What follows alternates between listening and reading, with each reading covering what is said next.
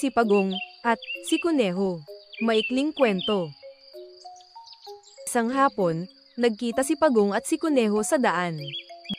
Biniro ni Kuneho si Pagong sa kanyang maliliit na paa na naging dahilan kung bakit napakabagal niyang maglakad. Nainsulto si Pagong sa mga biro ni Kuneho. Sa kagustuhan ni Pagong na patunayang mali si Kuneho sa kanyang mga paratang, hinamon niya si Kuneho at nagsabing, Kung gusto mong subukin ang aking kakayahan, bakit hindi natin daanin sa isang paligsahan? Maaaring mabilis ka subalit malakas naman ang aking resistensya. Ang hamon ni Pagong. Anong paligsahan ang nais mo? Tanong ni Kuneho. Kung gusto mo, ay unahan na lang tayong makarating sa tuktok ng ikatlong bundok. Sagot ni Pagong. Nagalak si Kuneho sa hamon ni Pagong. Tiwala sa sariling magagapi niya si Pagong sa paligsahan. Bawat isa sa kanila ay nangumbida ng kanilang mga kaibigan upang saksihan ang kagilahil-alas na paligsahan. Kinabukasan, umagang-umaga, marami ang nagsidalaw. Dumating ang kalabaw na minsan na ring nakalaban ni Pagong, ang kabayo, baboy, bibe, manok, aso, pusa, kambing, baka, pato, lawin, baboy ramo at marami pang iba. Hindi magkamayaw ang mga hayop sa kasiyahan. Noon lang sila makakapanood ng ganoong klaseng labanan. Ang unggoy ang nagbigay hudyat ng pasimula ng paligsahan. Sa pagsimula pa lang, ay naiwan na ng malayo si Pagong.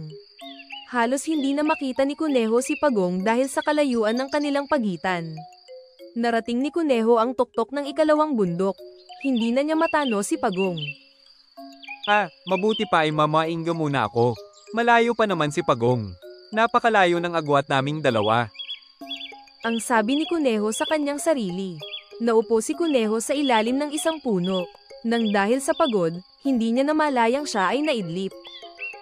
Samantala, si Pagong ay nakarating sa tuktok ng ikalawang bundok nang magtatanghali. Inabutan pa niya si Kuneho na naghihilik.